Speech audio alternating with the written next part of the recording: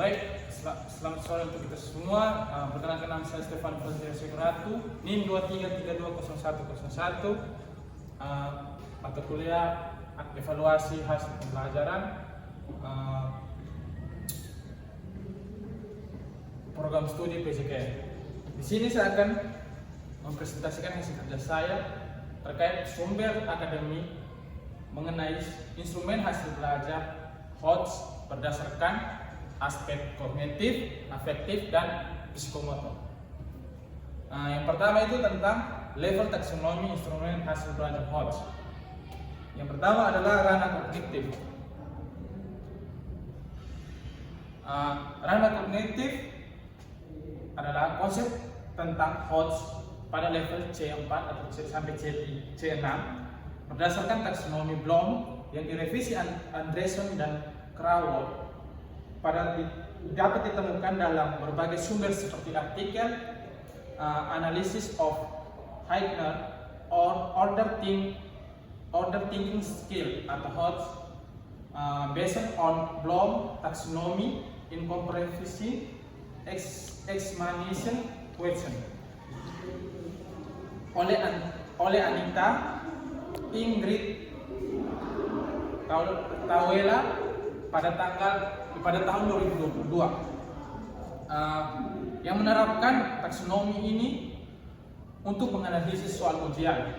Selain itu juga situs FK Unsika atau Universitas Unsika Kediri juga menjelaskan secara rinci tentang taksonomi revisi Bloom dan keterorganisasinya dalam HOTS pada level tersebut.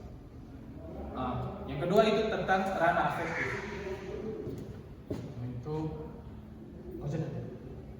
Yang kedua itu ranah efektif. Di sini ranah efektif pada taksonomi afektif Krawall yang mencakup organisasi nilai dan karakteristik sebuah level tinggi telah dibahas dalam buku Taxonomy of Education Objective Handbook Affective Dominant karya Krawall. Bukunya itu judul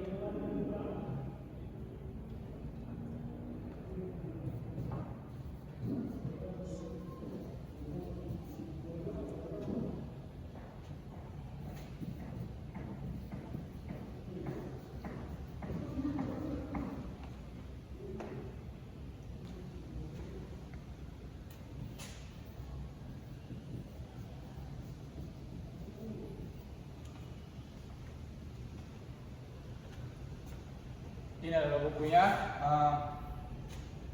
Meskipun tidak semua sumber secara spesifikan menyebut bahwa sebagai HOTS adalah afektif, konsep ini yang terkait dengan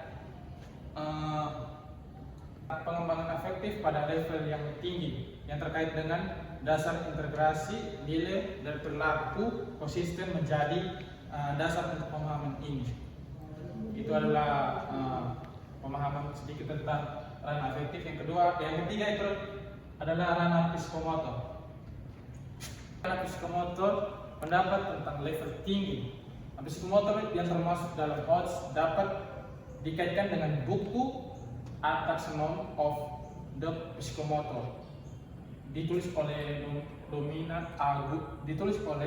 yang dapat dilihat oleh Aguit for Developing Bahasa Formal Objektif oleh Anita Jaharov pada tahun 1972, yang klarifikasi tentang tingkat kemampuan motorik dari yang dasar sehingga yang kompleks seperti penyesuaian dan pencitraan. Beberapa peneliti pengembangan instrumen HOTS juga menyebutkan aspek psikomotor ini pada level tinggi, seperti dalam artikel pengembangan instrumen tes untuk mengukur high grade or thinking skill atau HOTS berorientasi PISA atau RISA umami yang pada tahun 2021 yang menyatakan dimensi psikomotorik dalam pengembangan instrumennya. Oke, baik.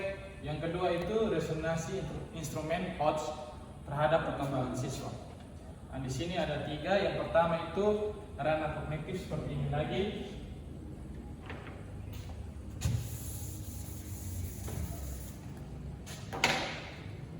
Pertama adalah ranah kognitif, di mana instrumen HOTS kognitif dirancang untuk mengembangkan kemampuan berpikir yang mendalam, bukan hanya menghafal. Hal ini sesuai dengan pada kebutuhan pada abad 21, yang mengharuskan siswa mampu memecahkan masalah yang tidak memiliki jawaban pasti, berpikir secara kritis terhadap informasi yang didapat, dan berinovasi. Dengan mengukur level analisis ini, evaluasi dan kreasi instrumen ini mendorong siswa untuk mampu mengaktifkan dalam proses pembelajaran dan mengkaitkan pengetahuan dengan konteks yang nyata.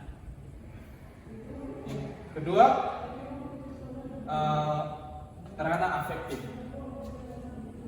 Ranah afektif di sini menjelaskan tentang resonansi instrumen HOTS afektif, terletak pada pentingnya pembentukan karakter dan sikap positif pada seorang anak. Instrumen ini membantu mengukur sejauh mana siswa mampu menghargai nilai-nilai bekerja sama dan bertanggung jawab.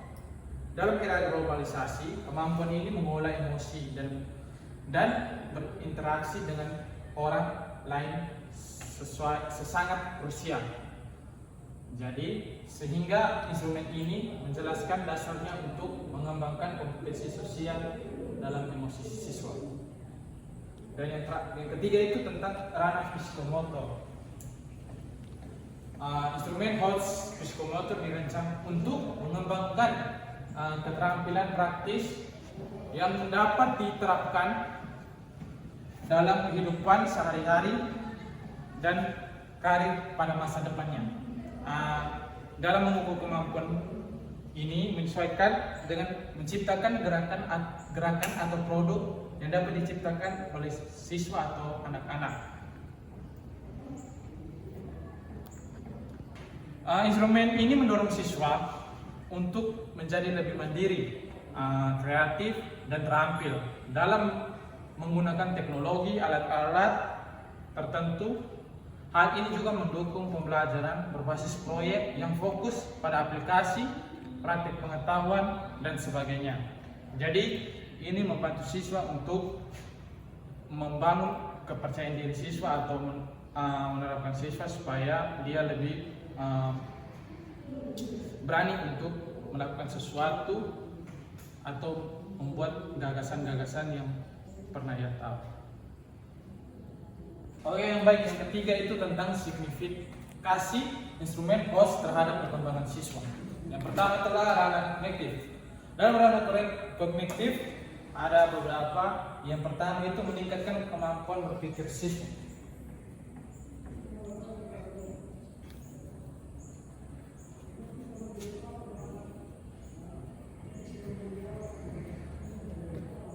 Kemampuan berpikir siswa. Yang kedua itu membantu siswa memahami konsep secara mendalam dan mengkaitkan dengan masalah di dunia nyata.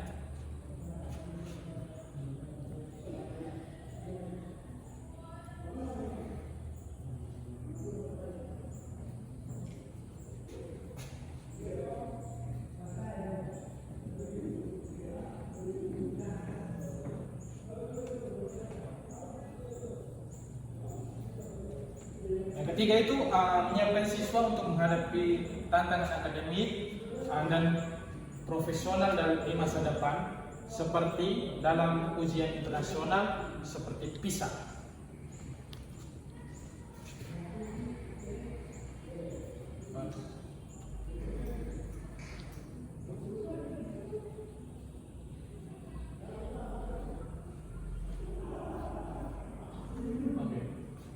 Baik, itu adalah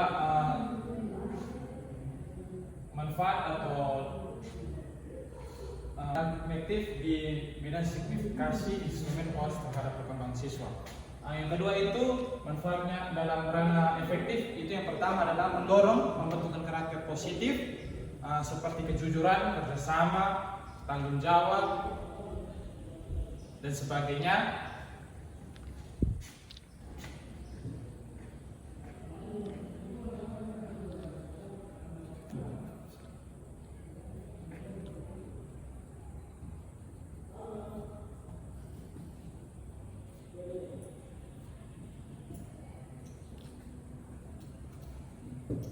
Yang kedua itu tentang meningkatkan kemampuan komunikasi dalam kolaborasi antar siswa.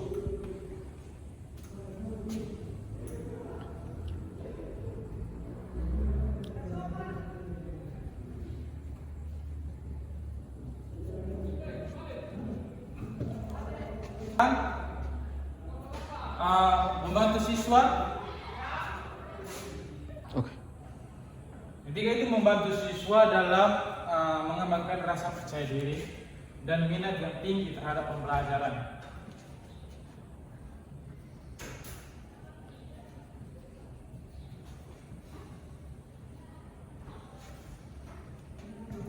Itu adalah tujuan atau manfaat dari kognitif dalam bidang signifikasitas instrumen HOTS terhadap perkembangan siswa. Yang terakhir itu ranah psikomotorik. Manfaatnya itu yang pertama tentang mengembangkan keterampilan praktis yang relevan dalam kebutuhan individu dan dalam kehidupan sehari-hari.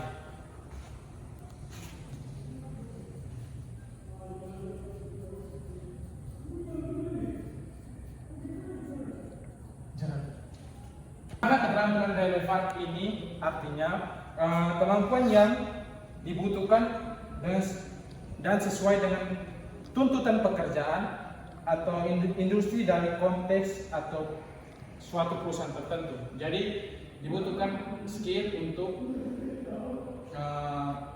siswa itu mampu dituntut atau siswa itu dituntut untuk mampu sesuai dengan jika dia mencari suatu pekerjaan, dia harus sesuai dengan tuntutan dalam perusahaan yang gapai tersebut. Baik, yang kedua itu tentang meningkatkan koordinasi motorik, ketelitian dan kemampuan menyelesaikan tugas secara mandiri.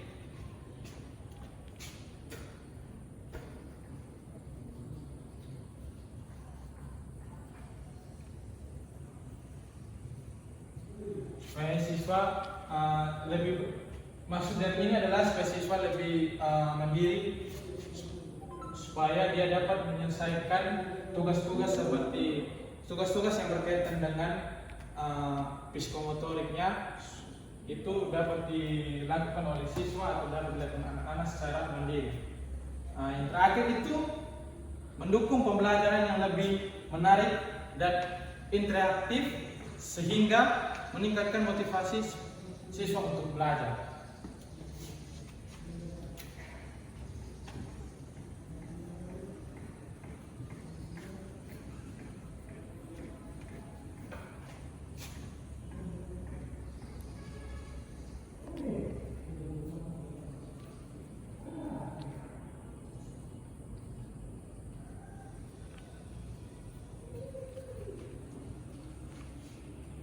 Oke, baik.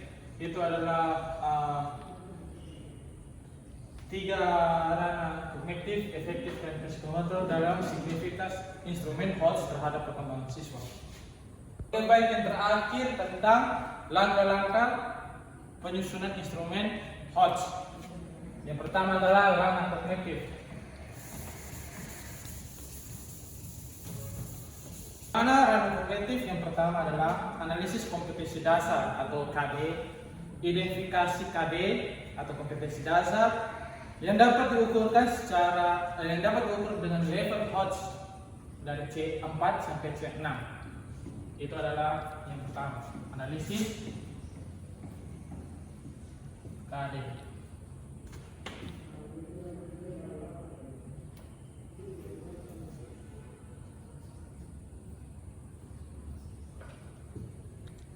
Yang kedua itu tentang menyusun kisi-kisi, tentukan materi pokok, indikator, dan level kognitif yang akan diukur sesuai dengan kemampuan siswa. Tentu diukur ini sesuai dengan kemampuan siswa harus diambil dalam pengukuran level HOTS dari C4 sampai C6.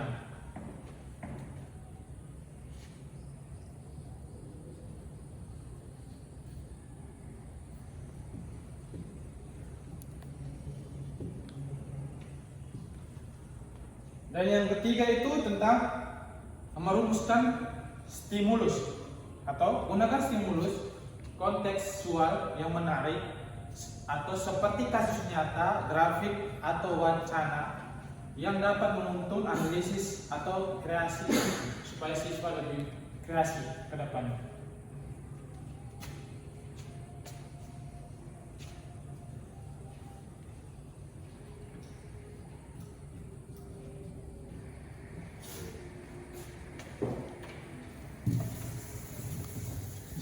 Yang keempat itu tentang menulis butir soal atau susunan soal yang sesuai dengan koordinat penulis dengan fokus pada kemampuan menganalisis, mengevaluasi, dan menciptakan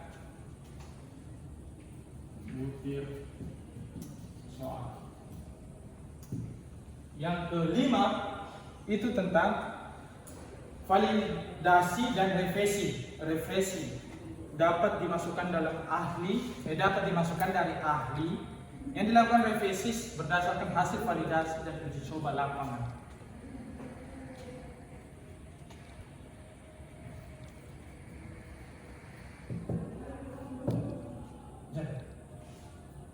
Baik, yang kedua tentang ranah afektif.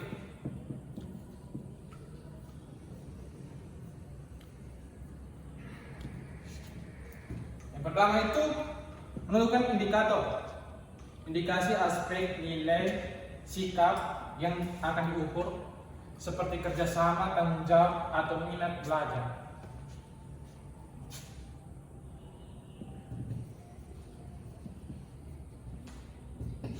Yang kedua itu tentang memilih metode.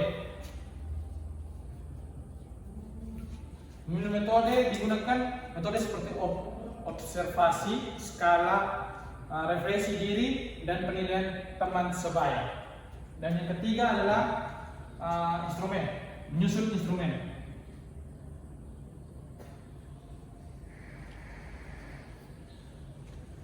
Instrumen dibuat yang jelas, objektif, dan sesuai dengan tingkatan perkembangan siswa. Oke, baik. Baik, yang keempat itu tentang validasi dan uji coba.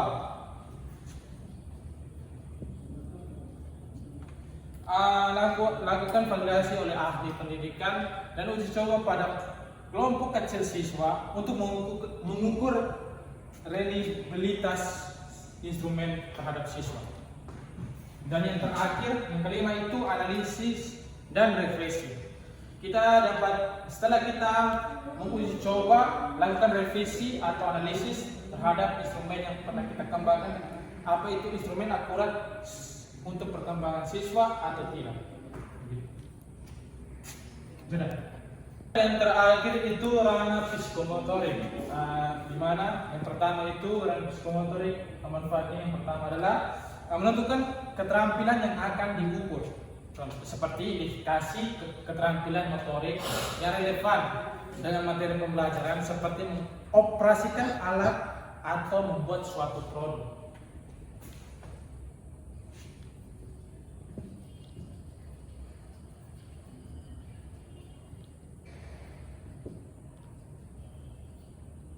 Yang kedua itu tentang menyusun kriteria penilaian.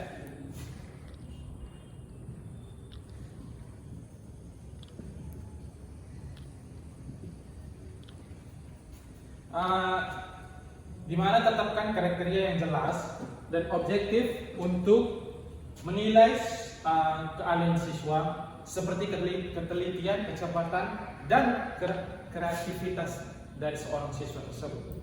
Dan yang ketiga adalah memilih metode penilaian.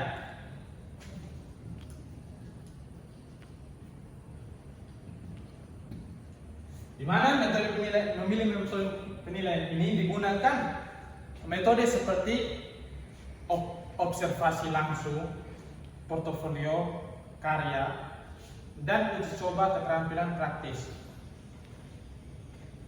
Dan yang keempat itu tentang menyusun instrumen.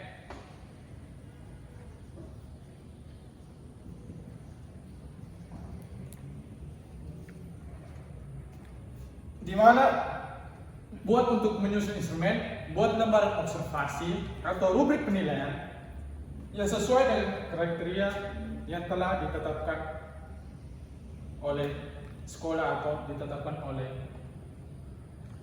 negara.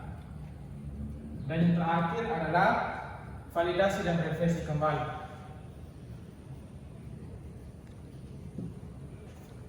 Di mana validasi dan revisi dapat dimasukkan dalam praktik ahli dan dilakukan berdasarkan uji coba. Pastikan instrumen dapat diukur dengan kemampuan siswa secara akurat dan adil. Jadi itu adalah